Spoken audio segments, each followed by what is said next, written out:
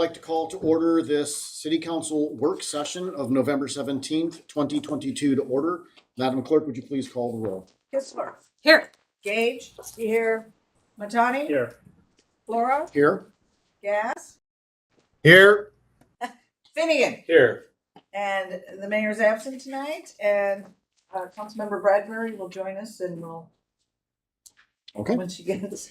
please join me for the Pledge of Allegiance. I pledge allegiance to the flag of the United States of America and to the republic for which it stands, one nation, under God, indivisible, with liberty and justice for all.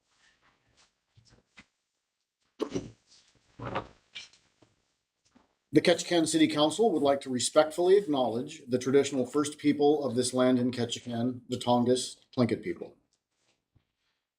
Under communications, we have a corrected resolution regarding the PVSA, and I believe that is it.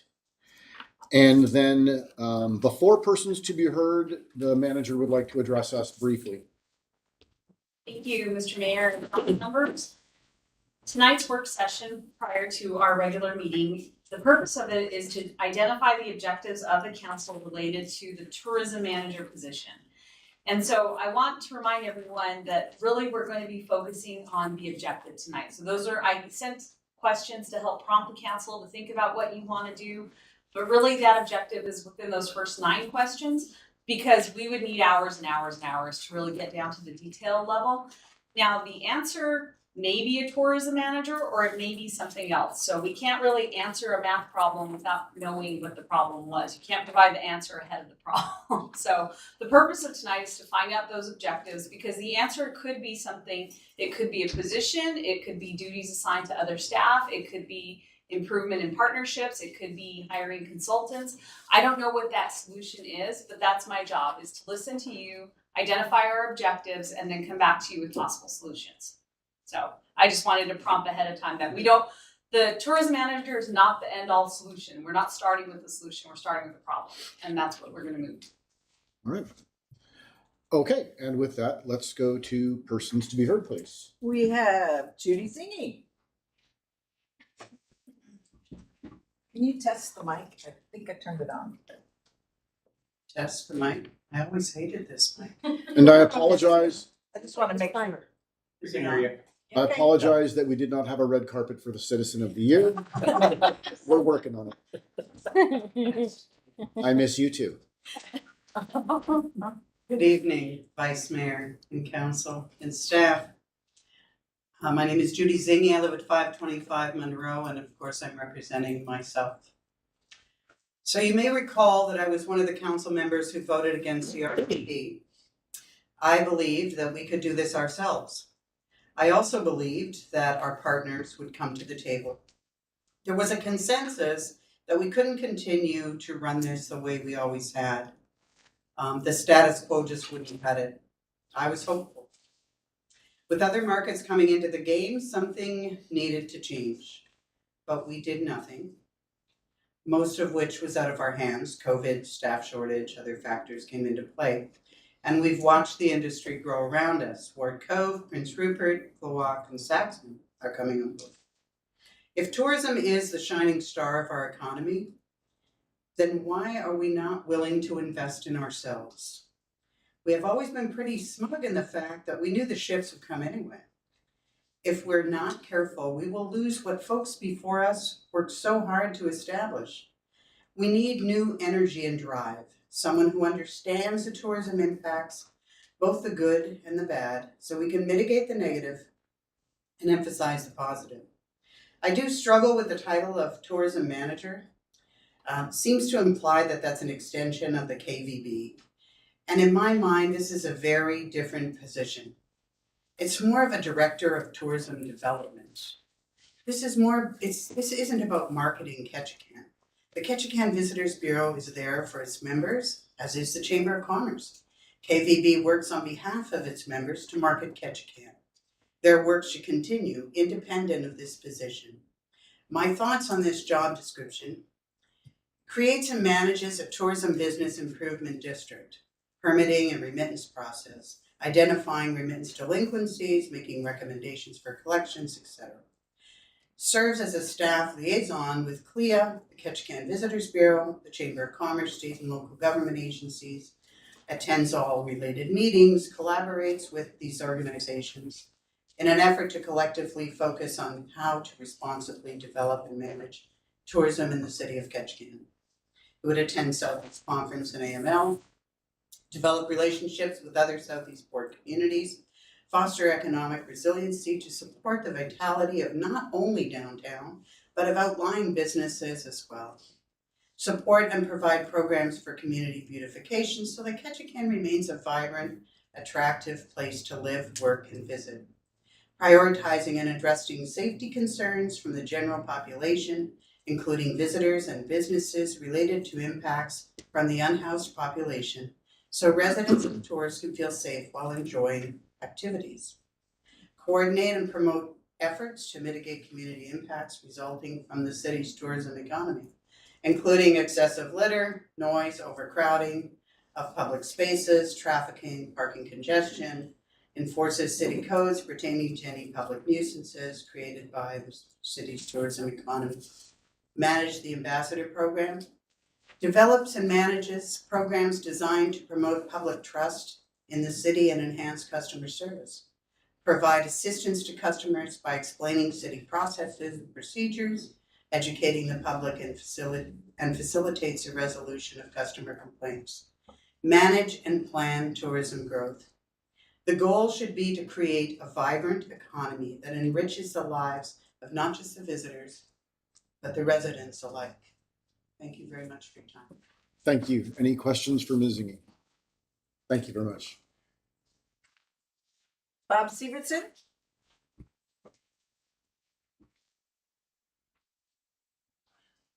Hello. Good evening, Vice Mayor and Council, staff.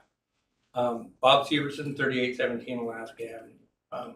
I'm here to more or less agree with the city manager's comment in the fact that we have to decide what the problem is and try to figure out what the solution is. There are a lot of moving parts to tourism with every community, and we're dealing with corporations that are not located in this community and thrive on a much bigger global operation than we do here just in Alaska.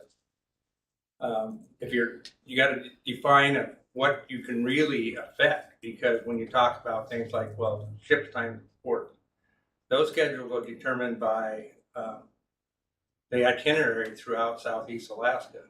The ships that are staying longer in Ketchikan are those that are coming out of Vancouver because they don't have to make that trip from Seattle to Vancouver and then here. The ships coming out of Seattle, they make their course up and they hurry back to Seattle so they can get a 7-day cruise in. Maybe you negotiate with them for an 8-day cruise rather than a 7-day cruise and you get work time. But those are things that, there's a process about what you can affect and what you can't. And then I think that there are a lot of resources in the community and in Southeast Alaska that are doing a lot of different things in regards to tourism that we probably haven't fully utilized or understood. And I think that there are partnerships that are yet to be made.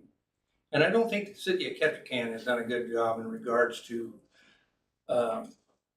getting input from the stakeholders that are involved in this. I think, a tourism advisory board, we talked about that at one time where you would have council members, assembly members, tourism, cruise line agencies, downtown business at large, because tourism doesn't just affect the commerce, but it also affects the people that live here year round, and they're going to want to say into what their community can look like. We went from 4 ports to 6 with Ward Cove and how you interact with those. And regardless if you hire a person or you form a committee, everything comes back to this council for a decision. So I think that when you're looking at this, you got to make sure that what you have in place is going to work long term. And I'm not so sure. Judy brought up a lot of good points about how we manage this. And what you'd call that person and what their duties would be. And I just don't think we're there yet. And I wouldn't want to waste our money moving forward without a good plan. And you gotta have those discussions with the cruise lines, the other communities, and talk about what you can really impact with a position like that. If we're just hiring another staff member to manage stuff within the community, that's such as the parking stuff, we have the borough controls parking, we give them advice on that. We enforce parking, there's all kinds of things. But as Judy said, if we don't, as a city, keep our eye on the ball, there's things, I think that you guys are talking about, the PVSA. You may want to make that seasonal, because I don't think the whole PVSA is ever going away. So if you had a seasonal exemption for Southeast Alaska, April through October, it would meet the needs for the industry and for the community, so that you wouldn't have that stuff in Canada. And then maybe you'd have longer port stays for those ships. The ships themselves, they're dealing with the whale issue in BC. They're slowing down, and that all causes them to burn more fuel, and they don't have the time to meet the itineraries they have. And we got to position Ketchikan to the best advantage that we can. So I think there's a lot of things in play here until you get a good plan about what your real problems are, and then what a reasonable solution is. I think that you're little. I think I agree with her in the fact that the vehicle for fixing that haven't been decided yet. And I think it's going to take some conversation with the community and with the council to reach her. So I'd like to thank her for her input. Thank you, guys. Thank you. Any questions for Mr. Sievertson? Okay. Thank you, Bob. Is that it for- Let's all get on the look. Is there anybody else that would like to address the council? Seeing none, we'll close public comment. We'll move on to new business, tourism position work session. I'm going to assume Ms. Bradbury has not been able to. She logged on. She did? Yep. Abby, can you hear us? Yes, can you hear me? Yes. The connection sounds good, so I would, with no objection from the council, we would like you to present your thoughts first, please.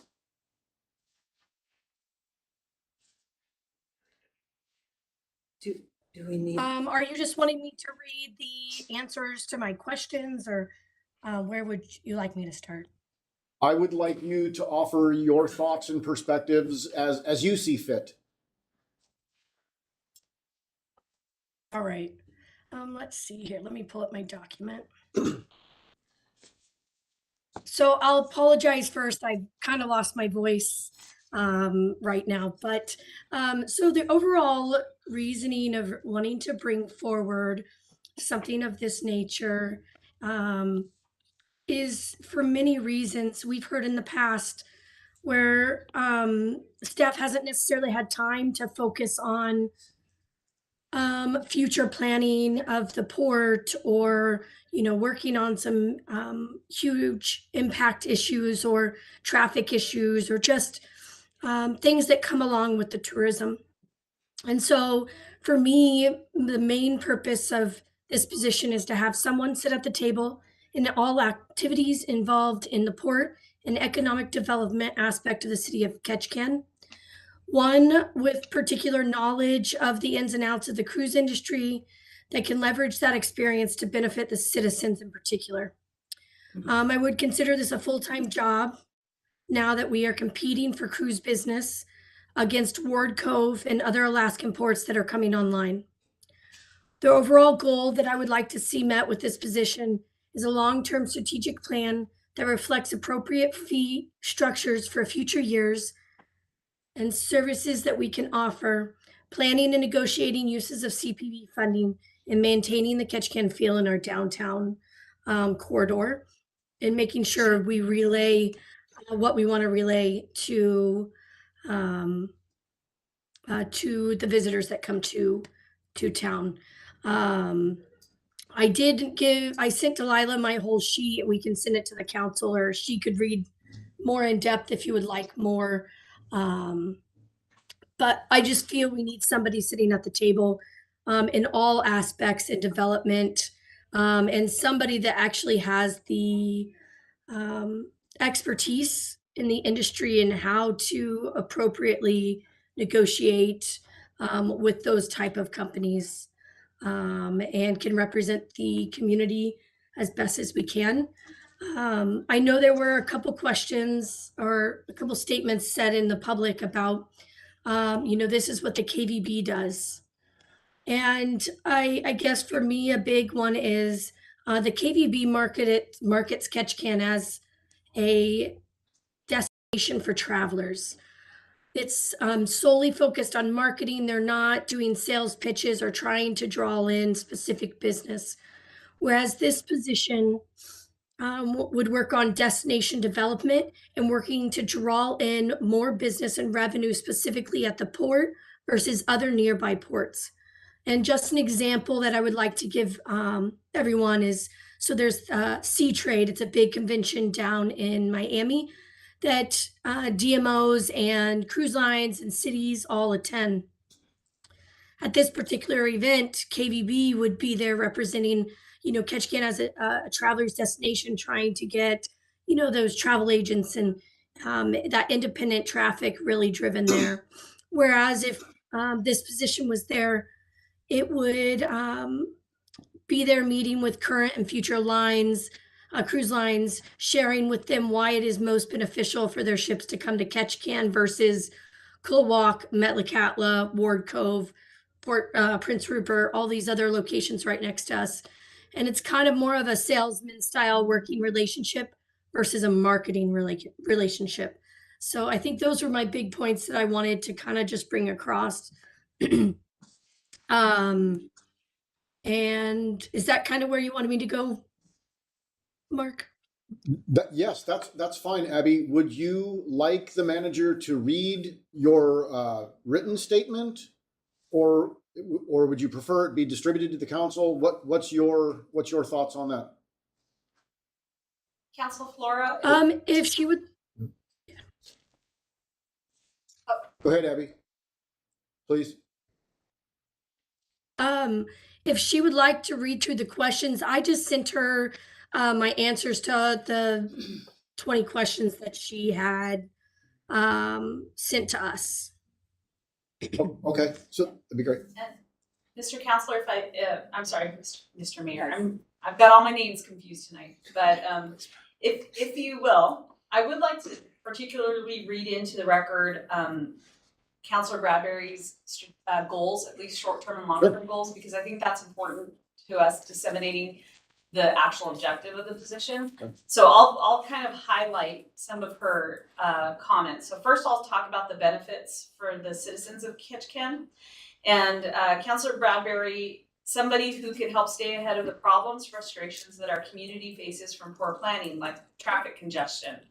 Ultimately, we can drive more revenue off the port to help relieve the financial burdens of our budget. So again, I'm paraphrasing, but using port revenue to supplement city needs and expenses. In a position that could work with CLIA to create a plan that would outline how to better use our CPV funds off the port to not just benefit the guests, but our citizens as well. So I think that's just an important one to have on the record. Okay. And then the other is, what accomplishments or goals do you want to accomplish in the first year? One is a short-term strategic plan, 3 to 5 years out, for the port in collaboration with ports and harbors to identify needs for maintenance, expansion, improvements, structures, pedestrian flow, transportation services, shore power capabilities, and wayfinding improvements. So somebody who's well-versed on federal programs that could actually benefit the municipalities, similar to the Working Waterfronts Framework from Senator Murkowski, and any other additional bills entered into Congress affecting waterfront and or tourism communities. In addition to that, building relationships between the city and our cruise line partners in the best interest of the community. For our first 5-year goal, a long-term strategic plan, 10 to 20 years out, for the port to include everything mentioned before, and to see a way on how to manage visitors in the downtown corridor to better enhance the guest experience and drive people to local businesses and attractions. So I think those items in particular really speak to the objective that we're trying to achieve, which in summary would be developing better relationships, having strategic planning for ports and harbors, and coming up with a financial plan that's sustainable not only for our tourism visitors, but also our community as a whole. And if I didn't summarize that correctly, Counselor, please let me know. Is that good to We're go, good. Abby? Is there? Yes, no, she, Okay, anything else you want to add? not at this moment, Your Honor. Okay, thank you very much. Mr. Gass, can you hear us? Yes, sir. Would you please go next? Sure. I kind of gone back and forth on this one. I think I may be on the minority, with my opinion may be on this one. I appreciate Abby's concerns and answers, and they are, I think she raises good points. Overall, my take on this at this time is I'm not in favor of creating this new position. I think adding another city position at this time, with kind of an unclear mission as to what that position is going to do, I don't think that's quite appropriate at this time. I think we should definitely look at some issues with our current staff, have them look into issues such as keeping up on yearly increases on the mortgage and the head tax rates. I think that's really important, and other issues. But, you know, we saw a pretty huge bounce back last year in tourism. And as the former mayor pointed out, you know, as we know, the scheduling of the ships is kind of outside of our control anyways. So I kind of feel that this is a role for the private sector to play. And I think, you know, over the years, we all agree that it hasn't worked out perfectly. But I think it's better left in the hands of the private sector. And I think this is one area where we could do with less government, or at least without adding more government to the issue at this time. So that's kind of my take on it. You know, the other takeaway, though, is I do think there are some issues that can be worked on with our staff, as I said, like raising those rates. And, you know, the other thing that I think we all have to be mindful of, and the reason I maybe would consider supporting this is, you know, I think we hear from the citizens that they feel we are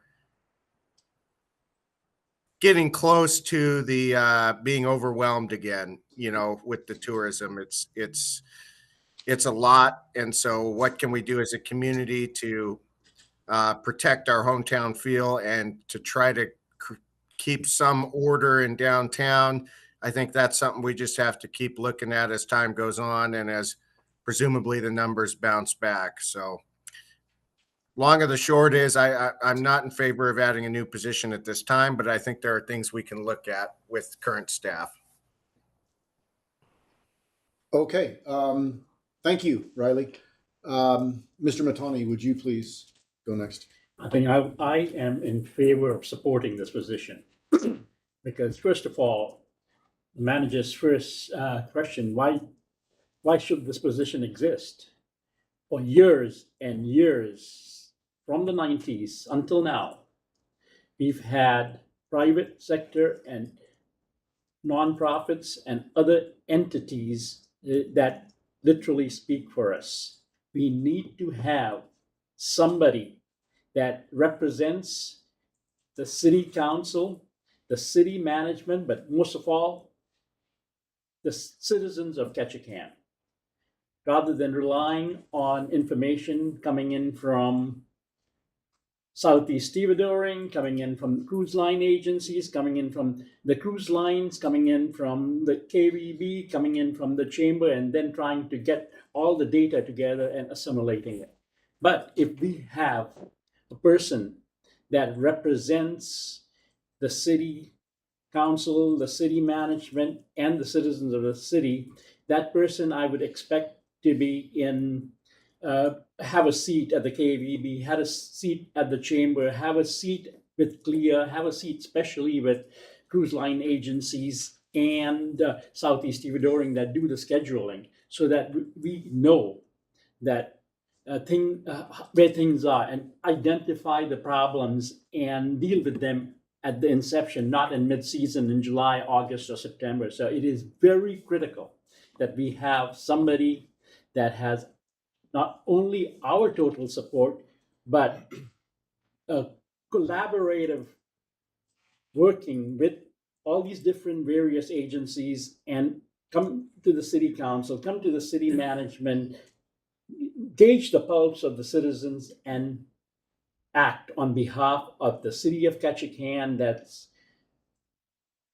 good for the city, good for the people, and good for how we collect and come up with revenues that will help the city budget. The second question, what difference do you expect this position to make in city operations? Again, this is a position where the person will collect all the data, will again be involved with all the cruise lines and CLIA and all the different agencies and bring it directly to the city council and city management rather than different departments sitting with this cruise lines or CLIA or somebody else. And that information comes in fragmented. So again, we need a person that will help us coexist with the tourism industry and streamline everything properly. The third one, how does this benefit the citizens of Ketchikan? This is a person that will identify areas where we can collect revenue, where we can mitigate transportation problems, traffic problems, and discuss and come up with solutions. 4, how will this benefit the city revenues? I mean, we have problems with uplands. We have problems with our power grids. We have problems with our harbors. We generate extra revenue rather than raising taxes. And this person will be the person who will be the point person identifying these revenues. What do you want the person to accomplish in the first year? I mean, as we've gone through many searches, even our manager search, and the one aspect that we've come about is that immerse yourself as you are hired into the community, get the pulse of the community of what the community wants from tourism, immerse yourself with the KVB, immerse yourself with the Chamber of Commerce, immerse yourself with CLIA, immerse yourself with Southeast Stevedoring, and understand what tourism has been, how it has been managed, and identify the areas that you will help mitigate and work so that we have a cohesive plan for the city for the years to come. In the first 5 years, again, identify different aspects of how we can sustain and handle growth, green growth. We don't want our city to be run amok so that citizens are embroiled in, we are already asking questions, how much is how much? So we need growth, we need revenue, as it's been identified that surrounding communities are finally jumping on the cruise ship industry revenue or one tourism, which we've had for years before Wardco came on board. Just to ourselves, we didn't have to do anything, but now it's the time to have goals that will be identified 4, 5, 6, 7 years. How much do we want this industry to grow? Not only cruising, independent travel. There are independent travelers coming in. We've got to identify what areas we need for independent travelers, like hotels, like internet, like housing. This is a person that will draw those independent travelers too. And this is a person who will also manage sustainable growth and green growth. We need to go green because we have the most beautiful environment in the area, maybe even in the country. That's what background and qualifications. I would like to see somebody with a bachelor's degree in marketing, management, tourism, and 3 to 5 years experience in tourism or related industry. Will this position eliminate any expense from the city budget to offset costs? Well, that is a tough one. Initially, I think we will have to find revenue without raising taxes. I will not support raising taxes. We'll have to find revenue from making cuts, freezing positions, maybe even initially putting on hold some capital projects. I know we put off some of them, but that really don't need to be dealt with and come up with 100,000 or whatever. We need to find this qualified person. Let's face it, it is becoming very difficult to find anybody or keep anybody if our rates are not compatible to markets everywhere else. So we've got to do that. But I will not support raising taxes to find money to pay this position. What plans or planning documents would the person as guidance? I mean, the borough initiated a huge study, the tourism strategic planning. That has come, I'm on that strategic committee. That has come to the end. They are coming up with a document which is going to be amazing. It has taken into input cities, borough, citizens, stakeholders like the KVB, the chamber, nonprofits, Saxman, KIC, all that, I mean, the fishing industry. They've taken everybody into consideration, and they are, I think next month, we have a meeting where they're coming up with this document and presenting this document. The borough is planning to make this a workable document. We need to take from that document. Extensive study has been done by the organization the borough hired, and these are university professors. These are professors that have entrenched themselves or know a lot about tourism.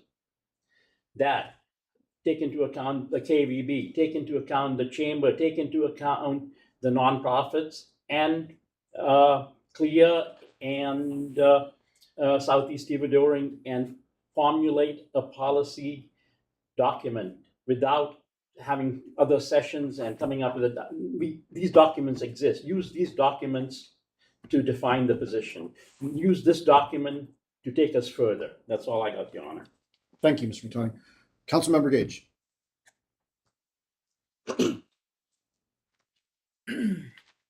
I didn't really go along the list. I'm also on the fence regarding this position.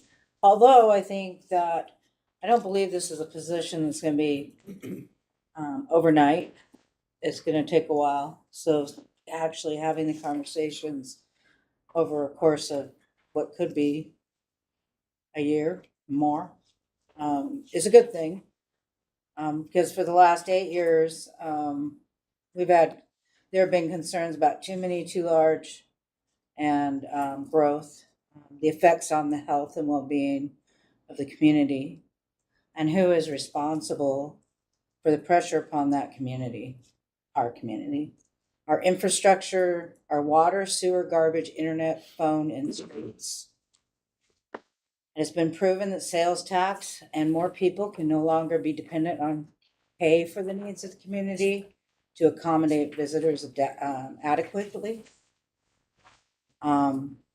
Because when you look at, if you actually do the research and look at communities with large tourism-based revenues, you will find that the taxes for the community members that live there are higher. It's driving people out. As we've noticed in the last year, outside people have been buying up homes and pushing our community members on the streets and into inadequate housing. Those housing pieces that they purchased aren't necessarily being cared for. They're not being, I don't know if that, there may be a fact that we need to consider ordinances on making sure people take care of the properties they purchase. Because when you don't live here, you don't care. You just want to make money on it.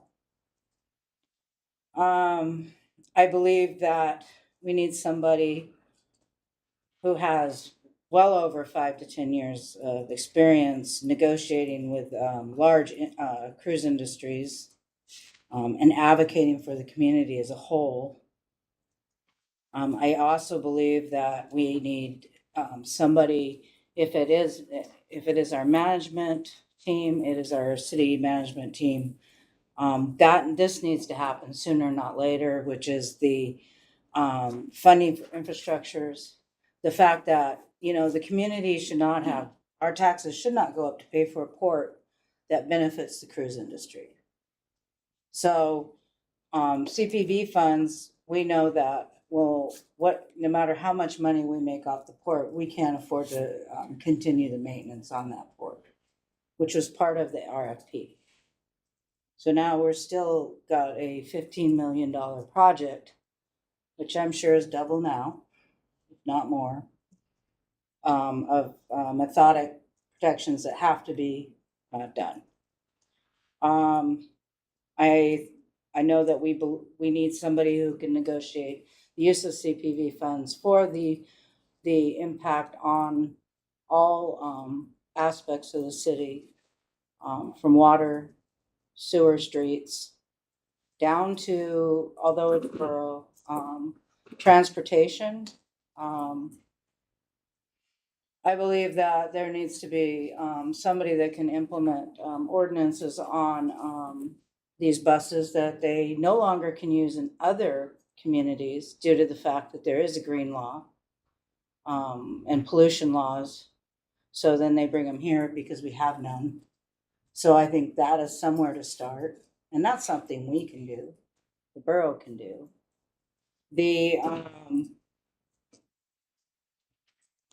I believe that although the survey that was done, I'm not so sure it actually reached the entire community. I'm not so sure that it reached community members that don't feel that they're a part of the cruise industry.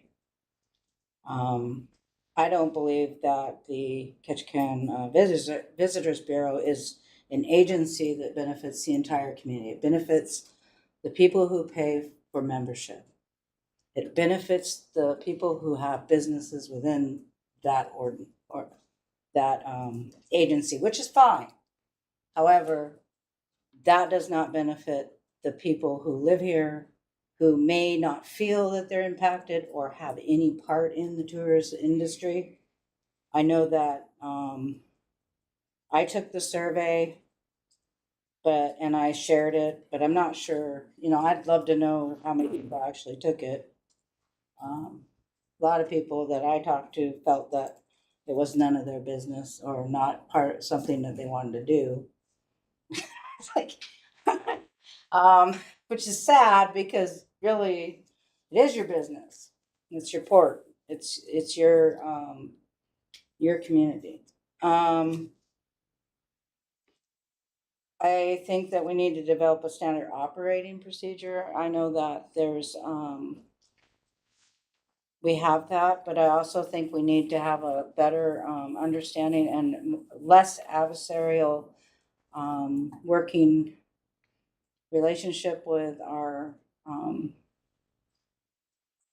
local vendors. I think that there's always been this like adversarial situation with that. However, I think there's ways that could be mitigated. And public relations is part of that. I think a working MOA with clear lines and understanding of how we as a city can use our CPV funds for our community is a start. Because it has definitely been silent on the Hill. We can do it ourselves. That was 2 years ago, or 3 years almost. And I know that we're going to have to go.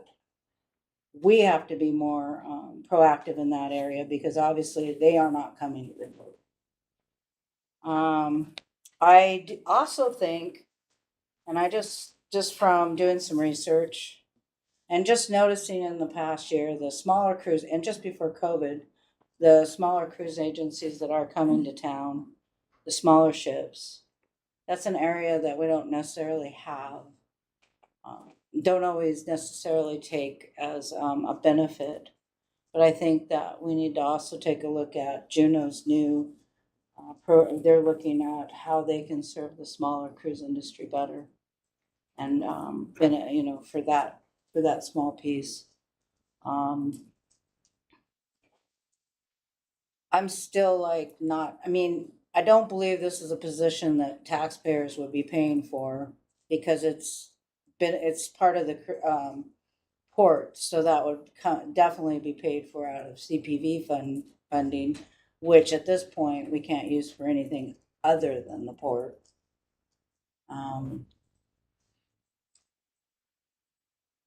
And I also think that we need to look at, when is too many people too many people? What's our limit? Maine just did it. 2019, they put a limit on the number of people coming into their ports, some of their ports. So that's all I have. Okay, thank you. Mr. Finnegan. Thank you, Vice Mayor. I joined the council in what I think is the middle of the beginning of the conversation about this prospective position, and I've been doing a little bit of reading. I want to thank Vice Mayor Flora for bringing to attention the work session the council had with respect to this topic in February, and I've watched the recording of that. I've had conversations with Mr. Flora and with a couple of community members, and I will admit that when the subject was first floated, I think I was in attendance at a meeting when it came up, when this session was scheduled. I was ambivalent about the notion. It wasn't entirely clear to me what the advantage might be. But as I slowly tick my way through meetings with various department heads and learn a little bit more about what falls on each of their shoulders with respect to cruise ship tourism, it seems to me there would be some benefit toward having a single point of contact through whom or through whose office all matters relating to the various agencies of the city or departments of the city pertaining to tourism could be centralized and dealt with sort of an overarching view. I think there's also an advantage to be had in having a person whose focus on this aspect of our economy, which is forecast to grow, can be, sorry, I lost my own train of thought. Looking into the future. I mean, Pleo, their presentation to us last month talked about not necessarily having more ships come in, but having larger ships come in. And there are going to be adjustments necessary to accommodate those ships, to accommodate the traffic that those ships will bring us, vehicular traffic, pedestrian traffic. There are a lot of different factors. Ms. Gage has mentioned a couple of departments that are impacted. Ms. Zingy did the same. And I think having one office whose sole focus is on streamlining those changes and making a plan for the future is to our advantage. I think it's also critically important that whomever is charged with that office, if it is created, is always bearing the citizens' interests at the forefront of their thinking, that they're making a plan not just for what is going to impact the city's bottom line, but the general well-being, the communal well-being of Ketchikan. When we talk about things, how much is too much? How many are enough? At what point do we put any parameters in place as to how many passengers we see in a given year, how many ships we can receive? So for me, the needle has swung partly because of conversations I've had with a number of department heads and a little bit more reading and research on the topic. It swung from ambivalence toward being open to the notion of creating this position. And in a lot of ways, I find that my views align with Councilmember Bradbury's as she has articulated them. So again, I would characterize this as the middle of the beginning of the conversation as we flesh out the scope of what this position would entail, figure out the best way to pay for it, and to determine as well whether there could be any return on investment, so to speak, in creating a position of this kind.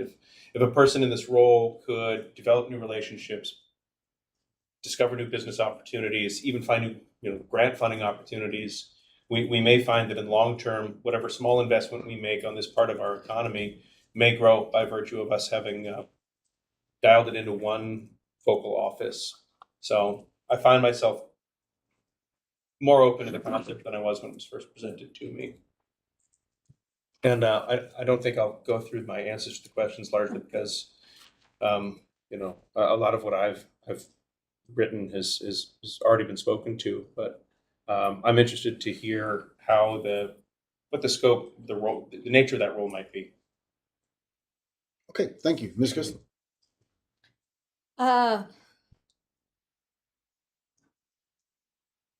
I have never thought that we could afford this position.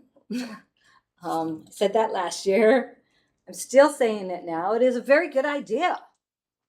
And I think some of the ideas that about having that single contact, managing, focusing on those things, and seeing how Ketchikan can up its game so that the competition with Ward Cove is stronger. It's all good ideas, but to take away from other programs that we have with the city right now, when we've been putting off capital projects, it just seems kind of frivolous at this point. I think the conversation is a good idea, so that maybe we can come to a better conclusion about what we're looking for, and maybe come up with a stronger positions on everything. A lot of these points, like the sample duties that were in our packet, a lot of them are done by the Ketchikan Visitors Bureau. And I know that the Ketchikan Visitors Bureau is run by its members that are businesses in town, and have their own self-preservation, I guess, in their reason for being there and being part of the KVB. But I have never once, on the year that I've been on that committee, I have never once had an inkling that anyone at any meeting I've ever been at was there solely for their own benefit. I think the ideas they have are good. They care about the city and the borough. Yes, it is the city and the borough, and that is an issue. But I don't think we need to duplicate the things that the KVB is doing with their marketing. I don't think we need another person to market independent travelers. Are you going to go down and say, only stay inside the city of Ketchikan, don't stay out in the borough because the city of Ketchikan is better? That doesn't make sense to me. So I don't see why we should have a different person doing that when the KVB is already doing that. I think the tourism best management practices thing is going to help with some of that, making Ketchikan still feel like a hometown, and stopping us from being mean and nasty to everybody all the time.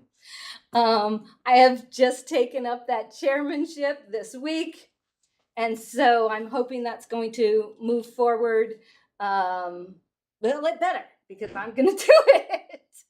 I think that's an awesome program. I don't have time for it, but I'm going to make time for it because I am so dedicated to that program. I think it's great. And it's the people of the KVB that are bringing that forward. I think we do need long-term planning.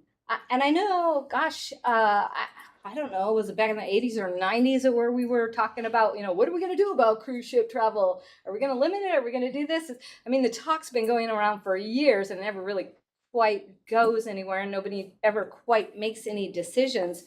But I agree that a committee would be a good idea, at least of local stakeholders that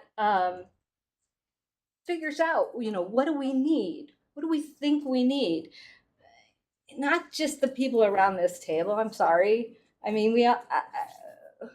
supposedly we're important, but it's the city. We need input from everyone. We need to hear from them what they think is important, not just what's important to us, but the people out there that aren't worried about, if we're going to let four-wheelers on the street or if we're going to, this or that, that they just care about what happens to Ketchikan and the future of tourism with Ketchikan. And I think their voices should and could be heard. And as to having a single person to come to and having that advocate in those positions with those other visits, that is an excellent point. But I still just don't quite think that we can afford it at this point. And we could start maybe with the committee type thing, and as things build more, then see exactly what exactly needs to be done by maybe one specific person. Okay. The disadvantage of going last is that all of the intelligent things have already been said. But I'm going to go ahead and have a whack at this. My position on this has been somewhat formulated by the past couple years' history. The community spoke and decided we can do this ourselves. We did not need an outside entity to manage our port and our tourism sector for us. And that even though the no action option was chosen, the status quo could no longer be maintained. Now, I did, just as a quick aside, I did check with the finance director. For example, an example of the status quo can no longer exist. If COVID had never occurred, right now, today, we would not have the money to do Berth 3 and the cathodic protection. So we know that what we're doing has now reached a point where serious consideration of doing something different has to be looked at. That being said, to a large extent, the position isn't new. The dedicated resources to it are.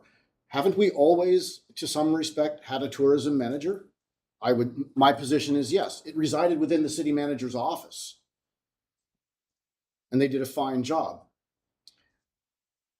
But if we are going to have a conversation that revolves around the importance of tourism and how crucial it is, and it is, to our community, I don't understand how we cannot dedicate the resources both in people power and finances in order to make this happen. So let's talk about finances for a moment. I believe, I took a quick look at it today. The general government budget, the total is about $85 million, correct? Okay, all right. The total impact to the city's general government budget is 0.001% if we create this position. We're not falling on our sword financially. We're not overextending ourselves. If the tourism sector of our economy is so important that we can't consider that fractional share of our municipal budget to be dedicated to that. And I understand $100,000 is probably like a placeholder. Could be more, could be less, but that's what we're working with right now. So the financial impact is not an overreach. It would be CPV money. It would require raising no taxes. And I believe that the finances of it are easily achieved. When we talk about the people power of this, what are we looking for? Everyone has their own unique views, and I want to be very respectful of that. Here are some of my thoughts. The director of tourism would be the community's advocate for a balanced, healthy tourism economy while respecting the quality of life of city residents and protecting the integrity of our infrastructure citywide. That mission cannot be carried out by a trade organization of for-profit businesses. And that's not a disparagement against the Ketchikan Visitors Bureau. It's not possible because it's not their mission. Their mission is, the mission of the Ketchikan Visitors Bureau is to promote Ketchikan, attract visitors, and enhance the economy. And they're very successful at it. I've seen 2 projections for next year's cruise ship passengers, not independent, but just the cruise ship folks. I've seen 2 figures, 1.3 and 1.5. In my view, the tourism director, tourism manager, whatever title this ends up having, has nothing to do with marketing. We are not under-marketed. We are over-impacted. We have problems on the other end of the spectrum that we need to deal with, both quality of life, financially, infrastructure, that need to be addressed. And since the port that is right behind me is one of our very largest public assets, that has to be under the control of the community, the people that we answer to. So what kind of responsibilities? And I know some of this is going to be going over old ground, so I apologize for that, but please bear with me. So the Director of Tourism Management will be the direct liaison regarding tourism matters for the following. And I listed this on purpose. First, the public.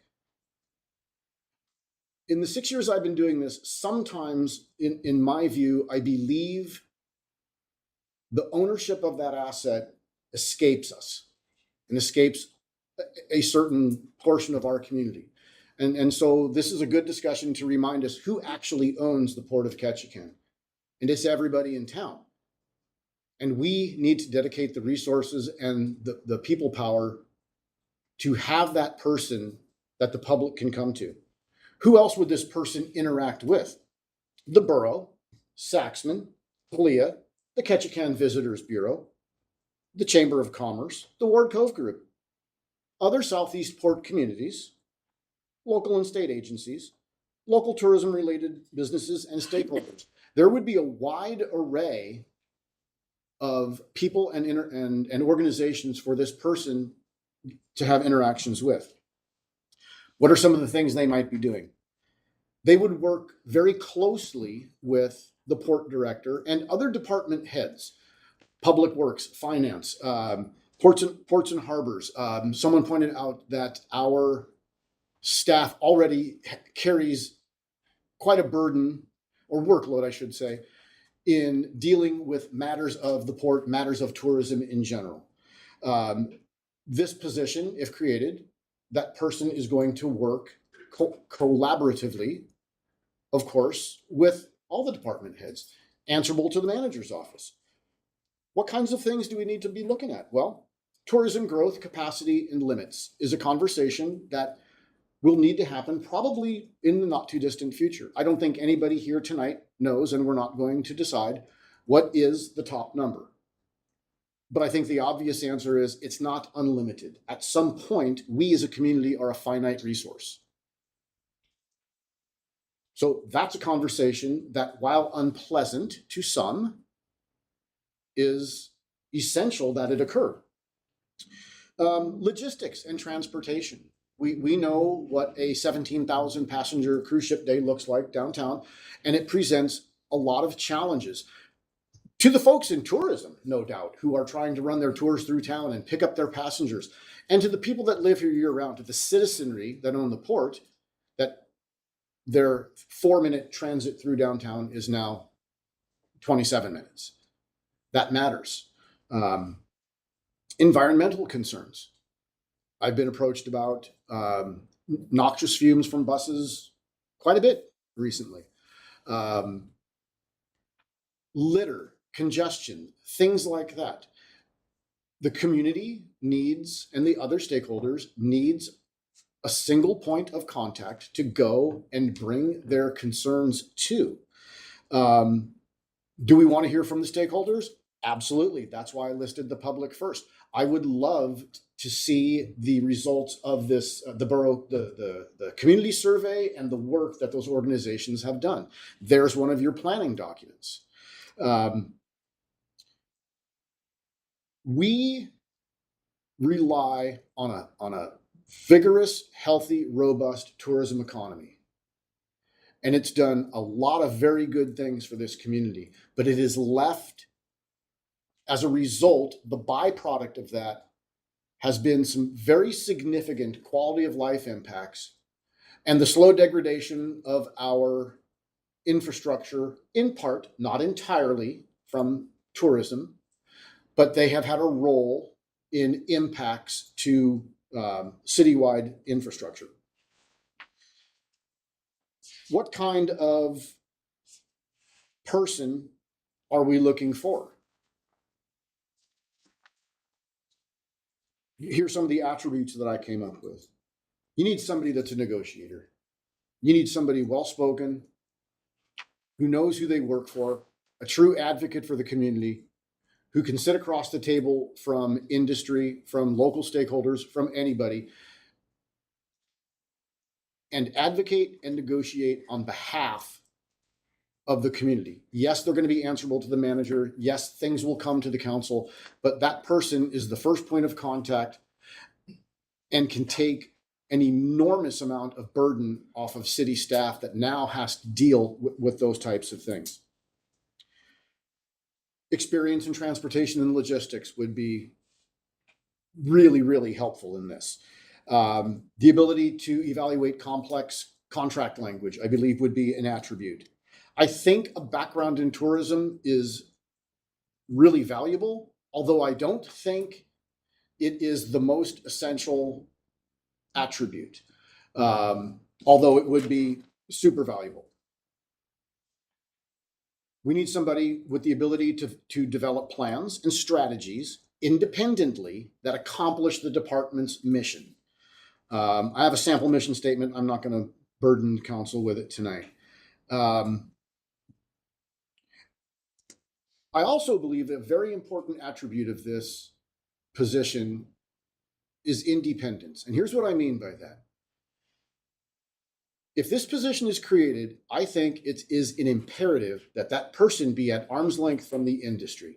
You can have a tourism background, and I believe that would be a positive attribute. We can have no split loyalties within City Hall as to who that person works for and who they're answerable to. So just a generic example. If you own a store on Creek Street, I do not believe you could be successful in this job.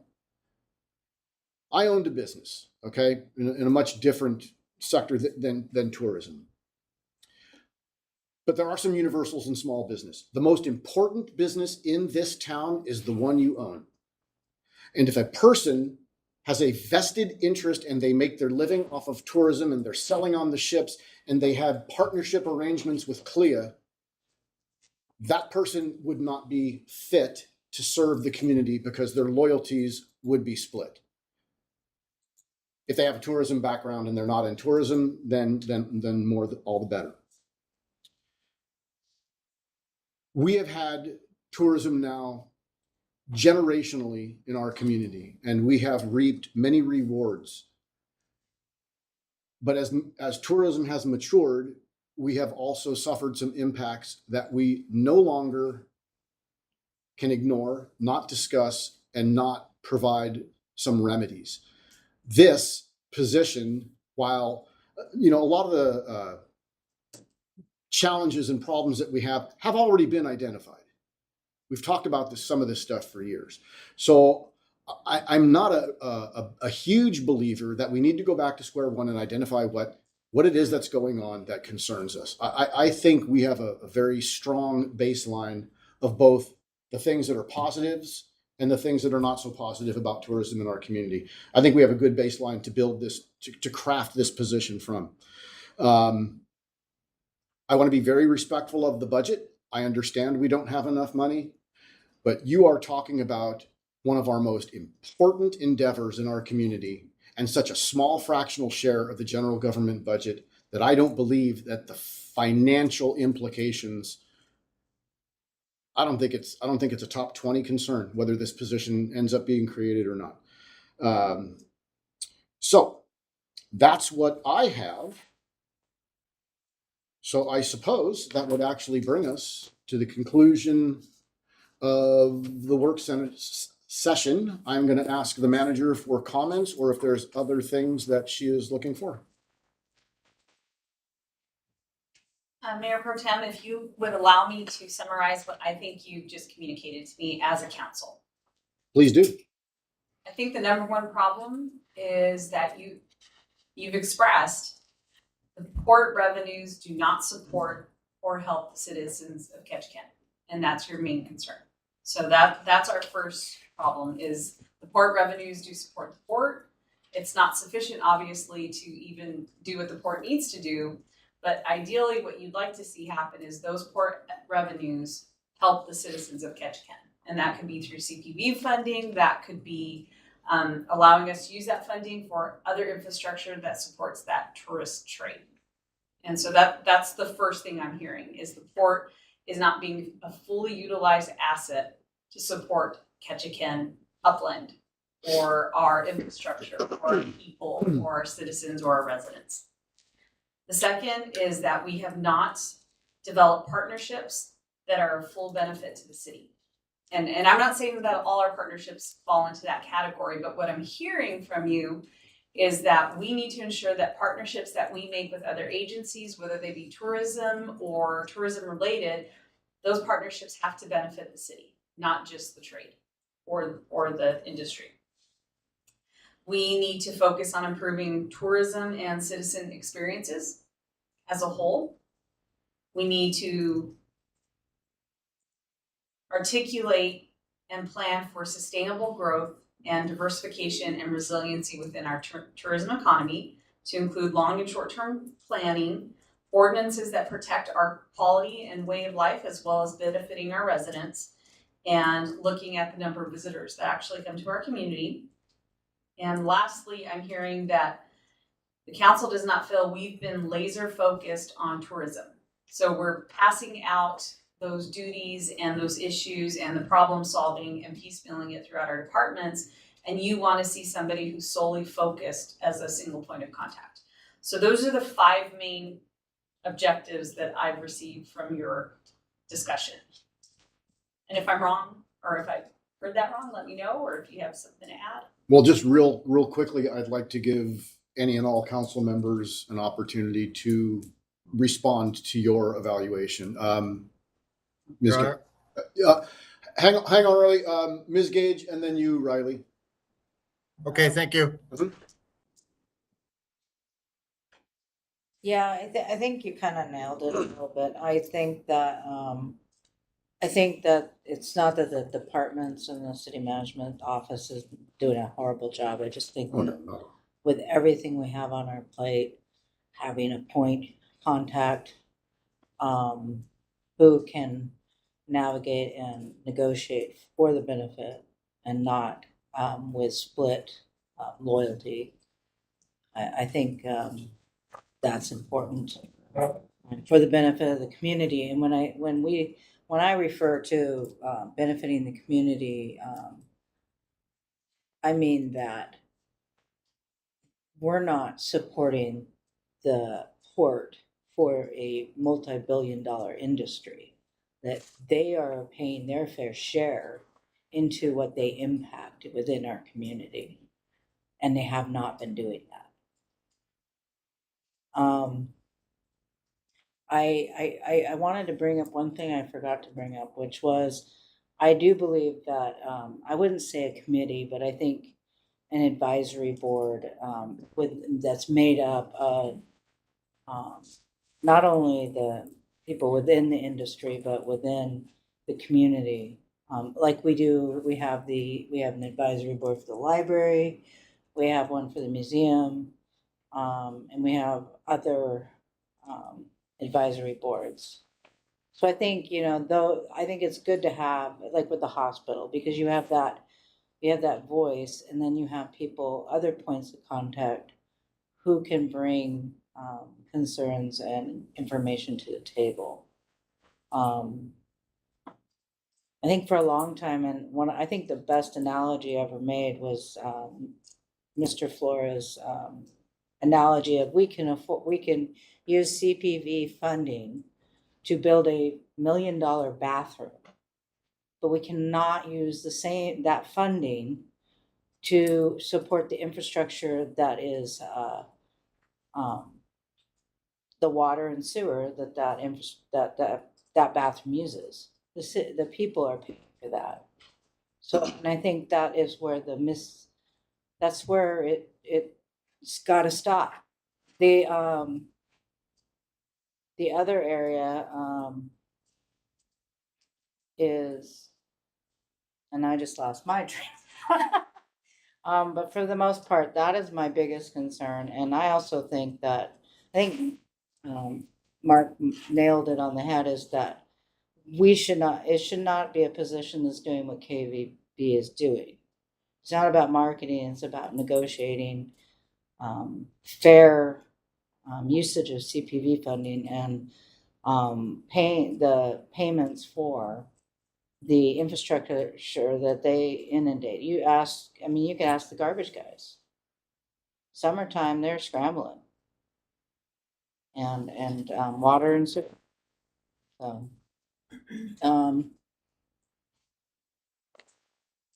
that's all I have. Okay, Mr. Gass. I'll try and be quick because I know we're running late. Okay. A couple other things I wanted to. Can you hear me? Yes, sir. Okay, a couple more points. As far as using more tourism dollars to pay for our infrastructure and projects and things in the city, I think everyone wants that. But I don't think adding this position is really going to help that. We know the laws are what they are that prevent us from doing that. CLIA has said they're going to be much more lenient. Hopefully they will, but quite frankly, I don't think we need a new $100,000 position to engage in those conversations. I think our current staff can handle that. And the other main issue I had against this position was kind of the example was made today. I thought my concern is, what do we want with this position? So far, I've heard one member say that we want this position to be a salesman to bring more business to the city. I've heard another member say that basically suggests that we need this position to limit and to say what our max number is. Those are two very different ideas just from council members. So I worry that if we create this position, depending on who we get and who's in charge at the time, they're either going to focus too much on limitation or too much on the sales side.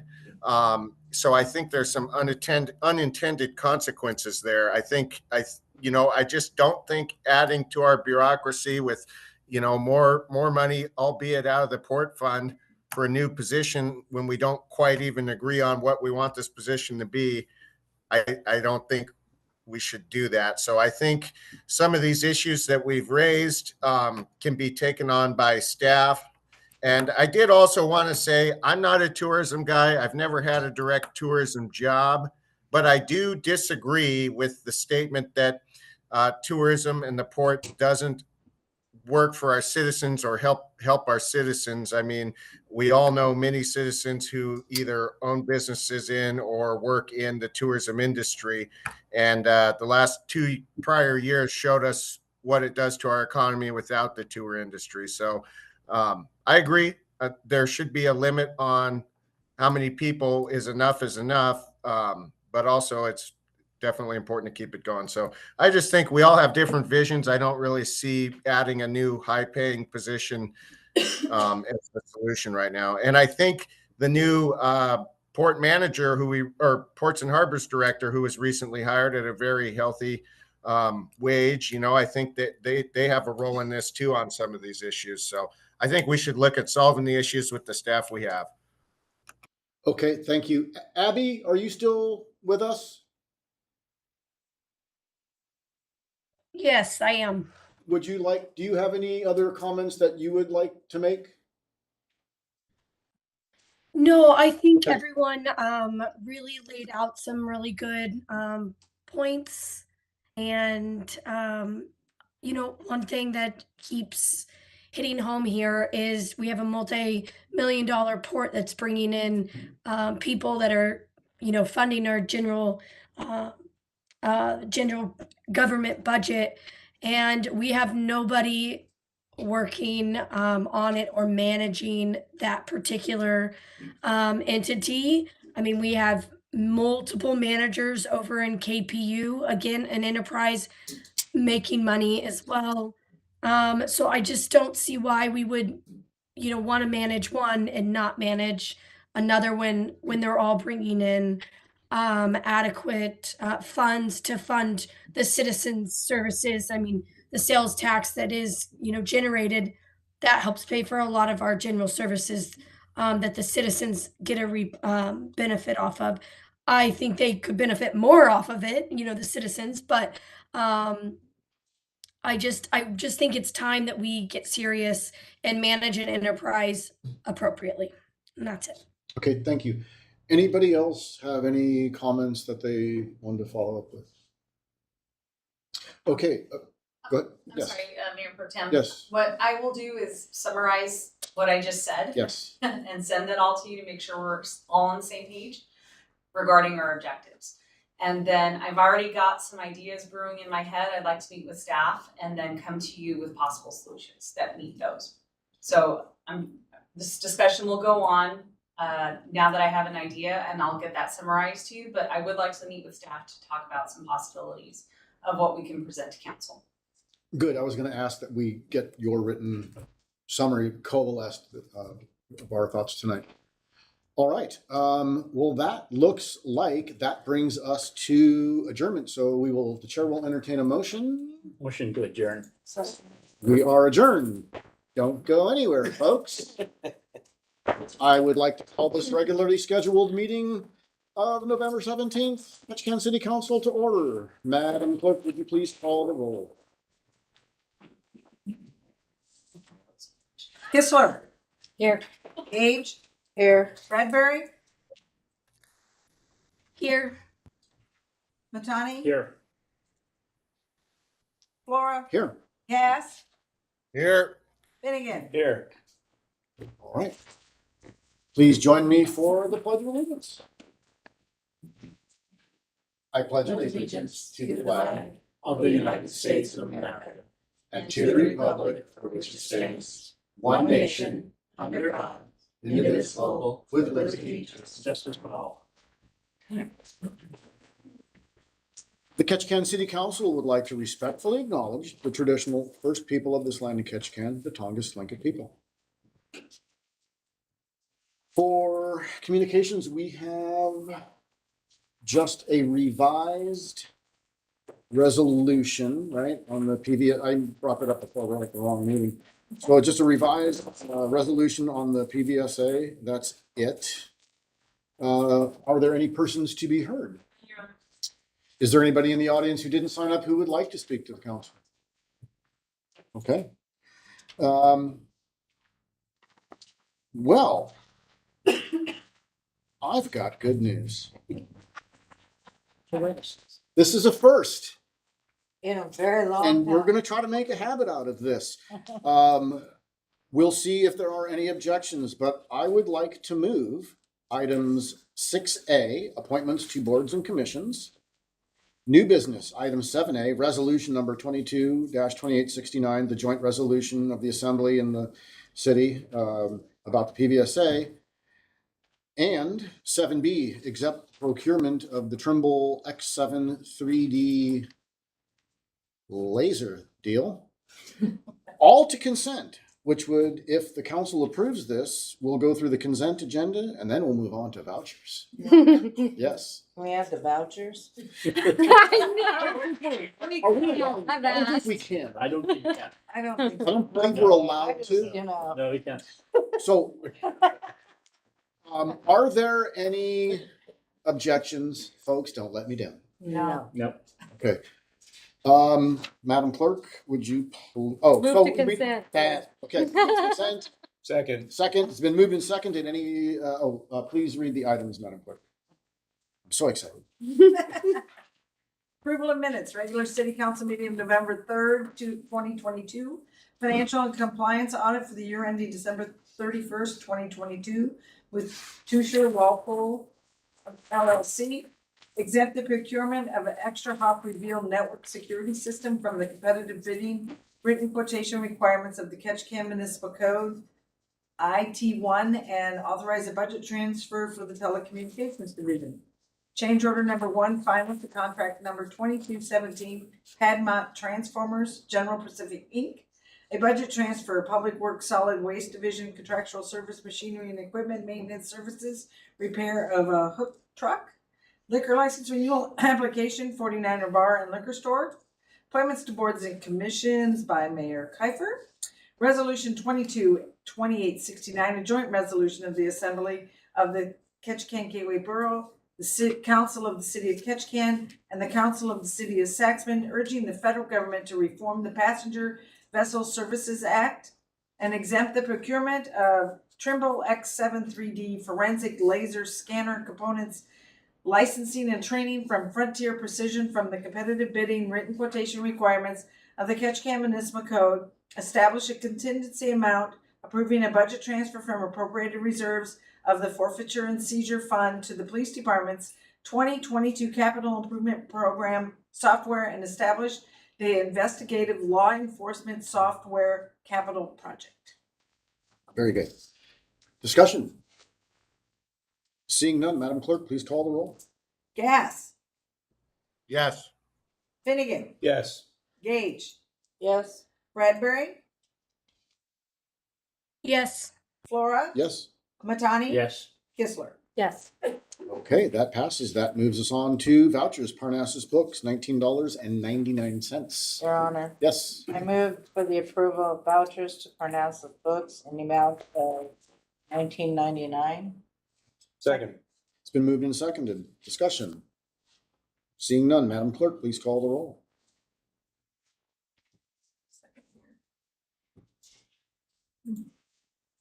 Paid for $20. Kistler, Yes.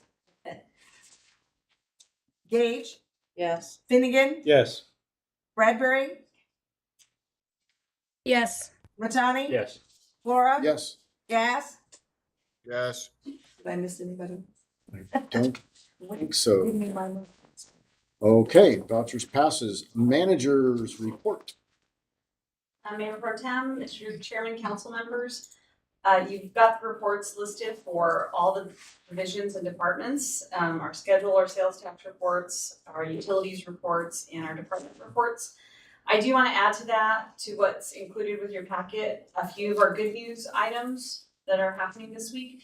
First of all, thank you to our customer service division. They've posted a LiveKeep outreach on social media pages, and those are government programs that are eligible people on that qualify under LMI, the low moderate income guidelines, can apply for help with winter utility payments. So things like electric, fuel, things like that. So our staff is able to post that and do outreach to the community. We also did some outreach reminding people, especially now that we're cooking some more, please do not put fats, oil, or grease down your drain. It really does clog up our system, particularly in the cold weather. Those things solidify much higher up in the system and don't get to our treatment plant. So we encourage citizens not to put your fog down the drain. Thank you to our KPU crews who have been hanging the holiday garlands. And if you look outside, we should have everything up. I think they'll be finished by tomorrow morning, and we'll have everything out ready. And thank you to customer service as well as KPU and the fire department. We are scheduled for our tree lighting and our Santa meet and greet and some snacks and giveaways on the 27th, the Sunday after Thanksgiving at 4 p.m. I do want to give some kudos to the Ketchikan Police Department. Alaska's FBI Special Agent in charge visited our PD last week and congratulated them on the job they're doing with their interdiction efforts. This year, KPD seized more illegal narcotics than any other department in Alaska. Wow.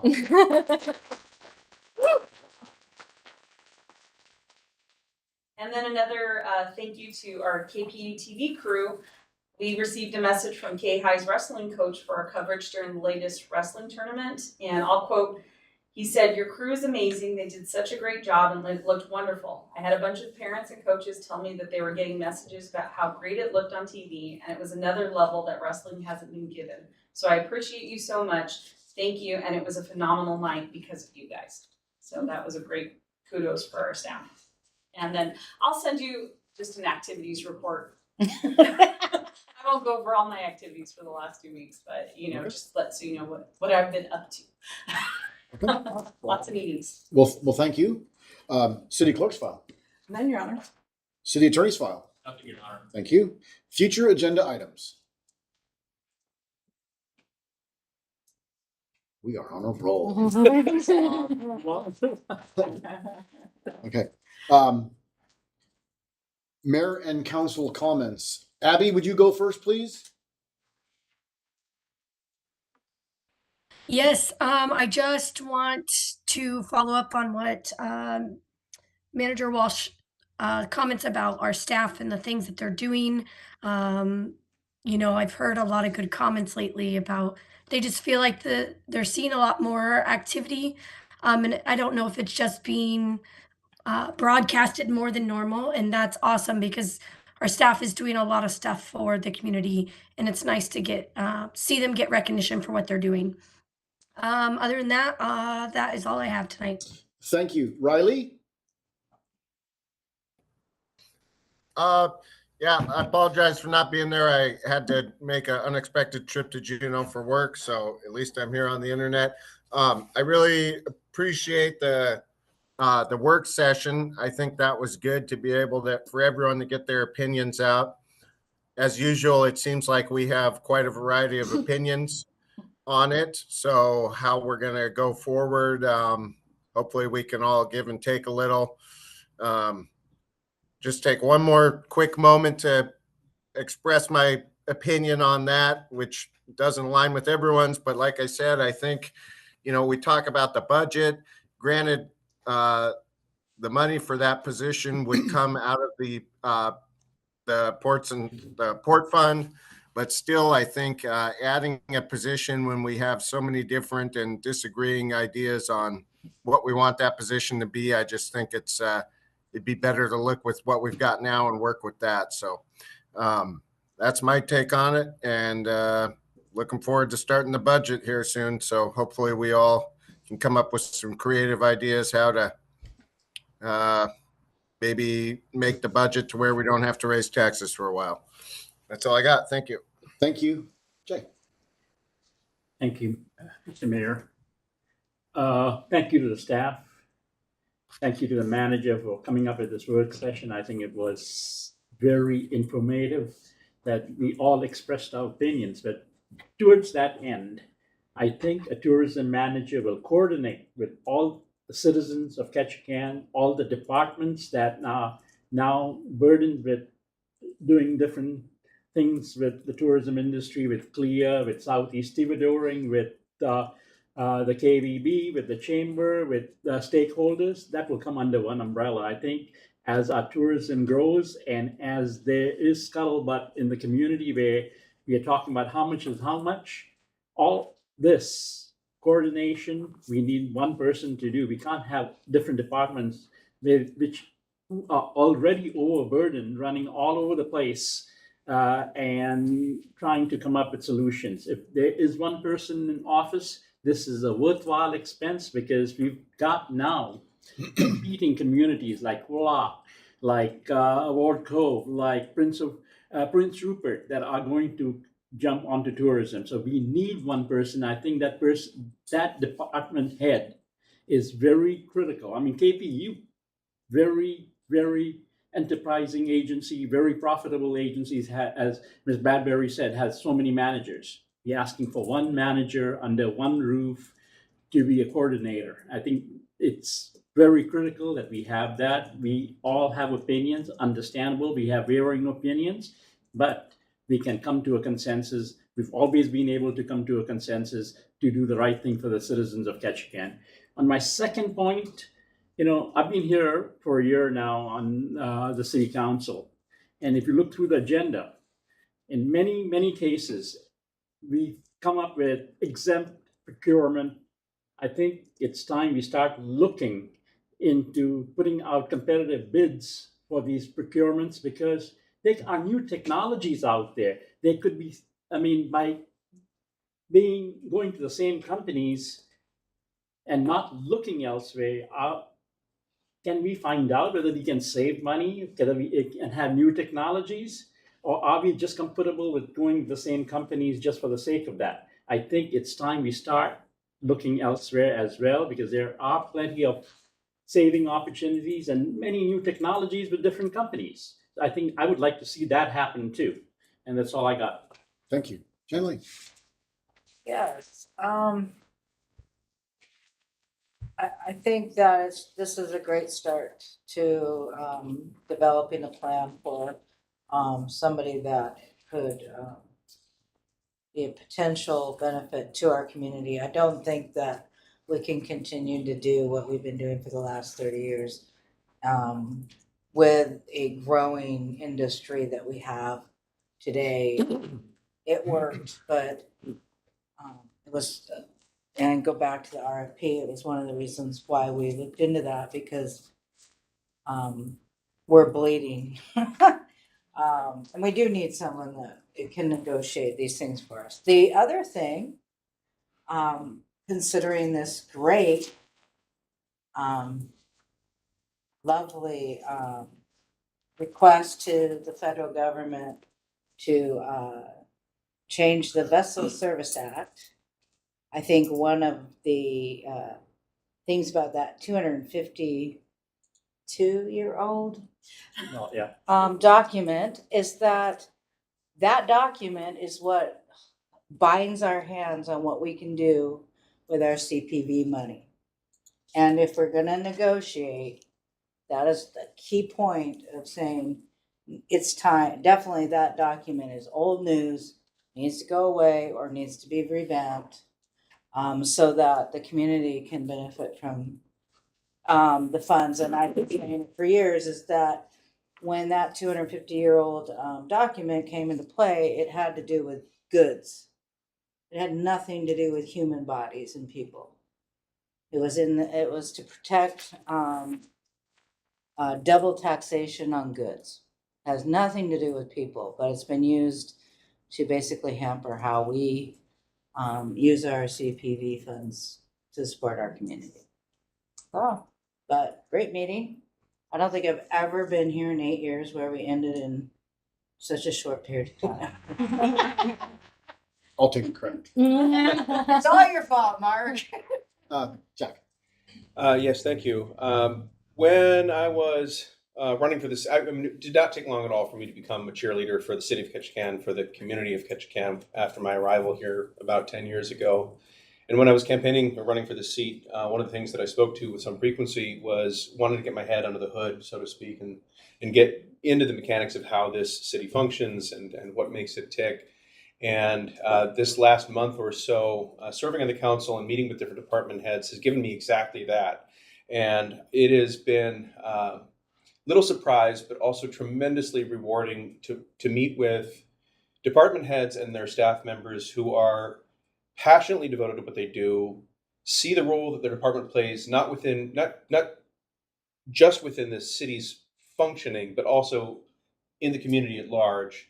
And I hear a lot about it's sort of the skipping record about being short-staffed and HVAC issues and so on. And it's really helpful to hear firsthand how those issues impact those departments directly.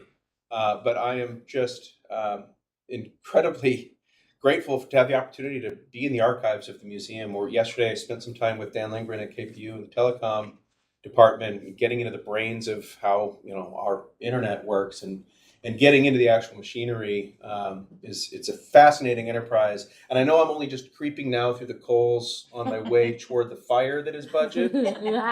But hearing firsthand from each of these individuals, what their department needs, why they need them, what's important, is tremendously beneficial. And I'm all the more excited to be a part of a community where so many people have such buy-in to what we do as a community. So I'm really grateful to have the opportunity to serve on this body and to work in this capacity. So that's my comment. Okay, well, look, I agree 100%.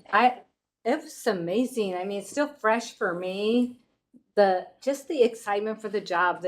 I mean, Ed just retired, and he was still excited about the job the day he retired.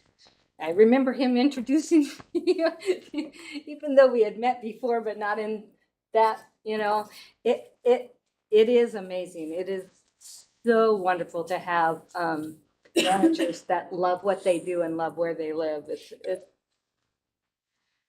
validates everything. I'm really bummed about the fire department and their ordeal on the 27th because I have a concert that night. And right about now it's a dual concert between the orchestra and the community chorus. And the orchestra's first at 3:00. So 4:00 is right when we're gonna be hitting the stage. So everyone that wants to go see Santa Claus, have fun. Everyone that wants to hear some wonderful, fun music. Maybe there'll be some festivities. I'm sure there'll be some festivities going on after the concert, and they can run over and see Santa Claus or something like that. So hopefully, so bummed about that. I love everything they're doing over there at the fire department. I'm so glad that we funded the fire department with more staff and the police department. I'm grateful in so many ways to what they've been doing. But yes, we do have some more frozen. We do have some more frozen positions, and I think we need to see about filling those before we fill any new positions. But there were some very good points made in our tourism management discussion. So I'm grateful for those points that were made. I mean, there is a place for a tourism manager. I just think it can wait. But thank you, everyone, for all the points that you made on those. Thank you. okay, so continuing to go last is doing my self-confidence no good, so you people are gonna have to work on that. Just real quick. How spectacular is it that our police department led the state of Alaska in drug interdiction? That is impressive at a level that is almost incomprehensible to me. So congratulations to the chief, the entire police department. Keep it up. Our community is better for that than it was yesterday. So I'm super grateful for that. Really happy with the way the work session went. I don't think we were as far apart as I thought we might be before I heard what others thought. I think everybody had good points. I think there was some consensus points that the manager recognized that we can use as a framework to get going on this. The budgets, you're new. The budget meetings are the ones you call in sick to. But you don't get They paid. did last year. No, but I'm just really pleased with the way the work session went and how everybody conducted themselves.